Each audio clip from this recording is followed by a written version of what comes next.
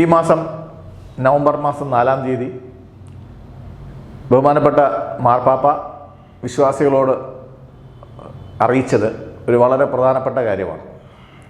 സഭയിൽ വർദ്ധിച്ചു വരുന്ന മരിയൻ ആരാധനയെ പറ്റിയിട്ടും വിശുദ്ധ മറിയയെ നമ്മൾ അഡ്രസ്സ് ചെയ്യുന്നതിനെ പറ്റിയിട്ടുമായിരുന്നു അദ്ദേഹം ഒരു ഉദ്ബോധനത്തിലൂടെ നമ്മളെ അറിയിച്ചത്. അതിൽ പ്രധാനപ്പെട്ട 3 കാര്യങ്ങൾ: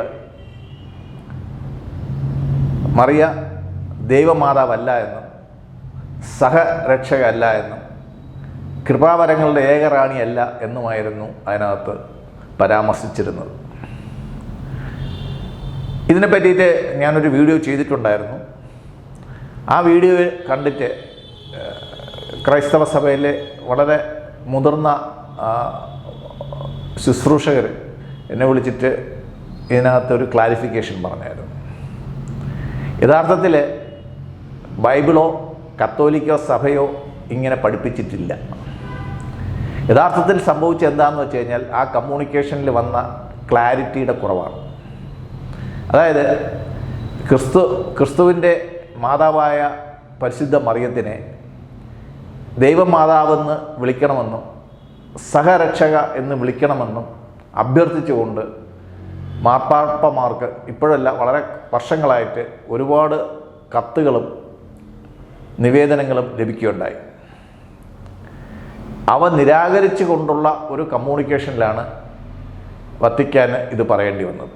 അതായത് ഭക്തജനങ്ങളിൽ നിന്നുള്ള ഈ വിഷയത്തെ സംബന്ധിച്ചുള്ള അപേക്ഷകൾ നിരസിച്ചുകൊണ്ടാണ് ക്രിസ്തു ഏകരക്ഷകൻ എന്നുള്ളതാണ് സഭയുടെ അടിസ്ഥാന പ്രമാണമെന്നും വിശുദ്ധ മറിയം ക്രിസ്തുവിലേക്കുള്ള വഴി മാത്രമാണെന്നും പരിശുദ്ധ മറിയ ദൈവത്തിലേക്കുള്ള മധ്യസ്ഥയല്ലെന്നും ക്രിസ്തുവിലേക്കുള്ള മധ്യസ്ഥയാണെന്നും ഈ കമ്മ്യൂണിക്കേഷനിൽ വത്തിക്കാൻ വളരെ വിശദമാക്കി ക്ലാരിറ്റി വരുത്തിയിട്ടുണ്ടായിരുന്നു.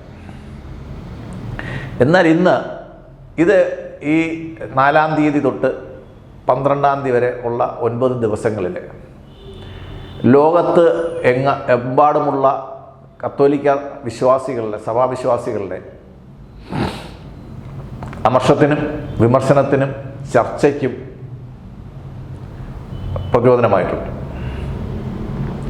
ഇത് സംബന്ധിച്ച് 13-ാം തീയതി നവംബർ 13-ന് വത്തിക്കാനിൽ നിന്നും ഒരു കുറിപ്പ് പ്രത്യേകമായിട്ട് ഇറങ്ങുകയുണ്ടായി. അതിൻ്റെ പൂർണ്ണരൂപം ഞാൻ നിങ്ങളെ ഇവിടെ കാണിക്കുകയാണ്. അതിൽ 4-ാമത്തെ പാരഗ്രാഫിൽ നേരത്തെ പറഞ്ഞതിൽ നിന്നും വിരുദ്ധമായി പരിശുദ്ധ മറിയത്തിനെ അല്ലെങ്കിൽ പരിശുദ്ധ അമ്മയെ മദർ ഓഫ് ഗോഡ് എന്ന് തന്നെയാണ് പോപ്പ് വിശേഷിപ്പിച്ചിരിക്കുന്നത്. ഇതിൽ നിന്ന് നമുക്ക് മനസ്സിലാക്കാൻ സാധിക്കുന്നത് സഭ രണ്ടാവുമോ അല്ലെങ്കിൽ സഭയിലേക്ക് പിളർപ്പുകൾ ഉണ്ടാകുമോ എന്നുള്ള ആശങ്കയിലാണ് മാർപ്പാപ്പയ്ക്ക് 9 ദിവസത്തിനിടയ്ക്ക് അദ്ദേഹത്തിൻ്റെ തന്നെ സ്റ്റേറ്റ്മെൻറ്റ് തിരുത്തി പറയേണ്ടി വന്നത് എന്ന് വേണം നമ്മൾ മനസ്സിലാക്കാൻ. കാര്യം ഈ കമ്മ്യൂണിക്കേഷനിൽ പോപ്പ് വളരെ ഔദ്യോഗികമായിട്ട് തന്നെ നേരത്തെ പറഞ്ഞ കാര്യങ്ങളെല്ലാം പറയുന്നുണ്ടെങ്കിൽ തന്നെയും ഒരിടത്തെങ്കിലും വിശുദ്ധ മറിയത്തെ അല്ലെങ്കിൽ വിശുദ്ധ അമ്മയെ